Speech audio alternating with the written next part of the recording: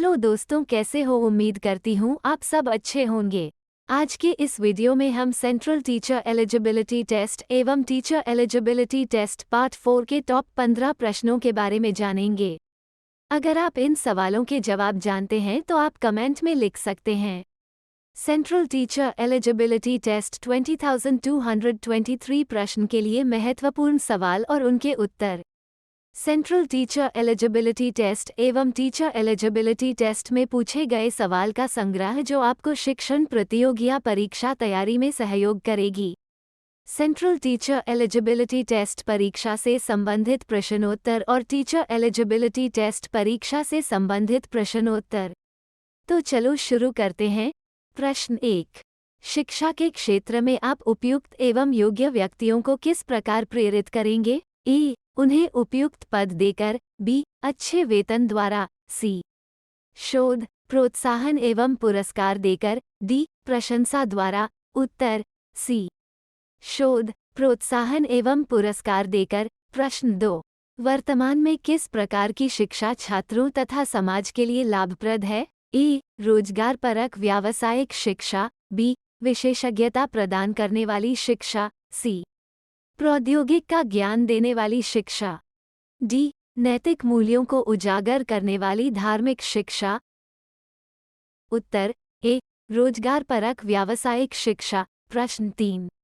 बच्चों में मौलिक चिंतन की शक्ति ए, विकसित की जा सकती है। बी, स्वाध्ययन से बढ़ती है। सी, जन्मजात होती है। डी, ए और बी दोनों। उत्तर डी, ए और बी दोनों। प्रश्न 4। आपके विचार में चिंतन शक्ति विकसित करने का क्या उपाय है? ए, छात्रों को समस्या समाधान विधि से पढ़ाया जाए। बी, छात्रों में स्व अध्ययन की आदत का विकास किया जाए। सी, छात्रों को खोज एवं ब्रेनस्टॉर्मिंग विधि से पढ़ाया जाए। डी, ये सभी। उत्तर डी, ये सभी। प्रश्न 5। एक शिक्षक के रूप में आप किस भावना को बढ़ाने में मदद करेंगे? ए, भेदभाव की भावना को। बी, ईर्ष्या की भावना को। सी, एक दूसरे की मदद करने की भावना हो। डी, जाति धर्म के नाम पर कोई भेदभाव नहीं हो। उत्तर डी, जाति धर्म के नाम पर कोई भेदभाव नहीं हो। प्रश्न 6। आप देश की दिशा बदलने में किसकी भूमिका महत्वपूर्ण मानते हैं? ए, उच्च विद्यालयों के शिक्षकों की। बी, शिक्षक केवल पढ़ा सकता है। सी, शिक्षक तो केवल छात्रों की दिशा बदल सकता है। डी, शिक्षकों के रचनात्मक कार्यों की।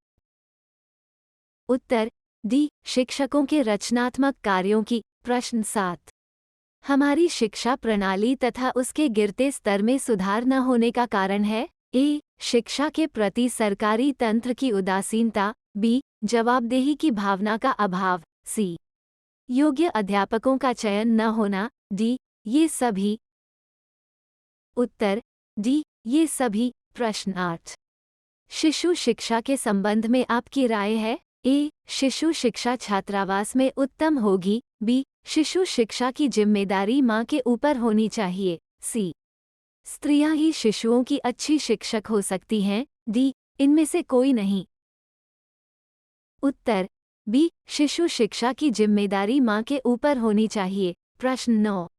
आपके अनुसार प्रभावी संप्रेषण संभव हो सकता है? ए, आपके विस्तृत ज्ञान से। बी, जोर से बोलकर। सी, श्रोता के स्तर को जानकर। डी, आपके उचित शब्द प्रयोग से। उत्तर सी, श्रोता के स्तर को जानकर। प्रश्न 10। छात्रों में श्रम के महत्व के विकास हेतु ए, शिक्षक को स्वयं श्रम करना चाहिए। बी, छात्रों को श्रमजीवी लोगों के उदाहरण देने चाहिए। सी, छात्रों को समय समय पर श्रम करने का अवसर देना चाहिए। डी, इनमें से कोई नहीं।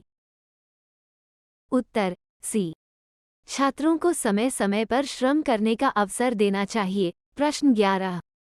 शिक्षा के क्षेत्र में फ्राबेल का सबसे महत्वपूर्ण योगदान था? ए, पब्लिक स्कूल। बी, शिक्षा की प्रोजेक्ट विधि। सी, विकलांगों की शिक्षा। D, kindergarten. उत्तर डी, किंडरगार्टन। प्रश्न 12। किस विद्वान ने सीखने के 5 चरण बताए थे? ए, फ्रोबेल। बी, प्लेटो। सी, हर्बर्ट। डी, कमीनियस। उत्तर सी हर्बट। प्रश्न 13। आप अपने बच्चे का प्रवेश ऐसी संस्था में करने का प्रयत्न करेगी जिसमें ए कठोर अनुशासन हो, बी छात्र के चतुर्मुखी विकास पर ध्यान दिया जाता हो, सी नकल करके पास होने की सुविधा हो, डी समृद्ध व्यक्तियों के बच्चे पढ़ते हों। उत्तर बी छात्र के चतुर्मुखी विकास पर ध्यान दिया जाता हो। प्रश्न 14। छात्रों में आपराधिक प्रवृत्ति एवं युवा अपराधिता का प्रमुख कारण है ए कुसमायोजन, बी मानसिक मंदता, सी आवश्यकताओं की पूर्ति न होना, डी ये सभी। उत्तर डी ये सभी। प्रश्न 15। स्कूल अनुशासन के संबंध में निम्न में कौन सा कथन सही है? ए अनुशासन शिक्षण अधिगम प्रक्रिया का एक अंग है, बी अनुशासन स्थापित करने के लिए छात्रों को सदैव कड़ा दंड देना चाहिए, सी अनुशासन का उद्देश्य छात्रों को दंड देना नहीं होता बल्कि यह सुधारात्मक प्रक्रिया है, डी ये सभी।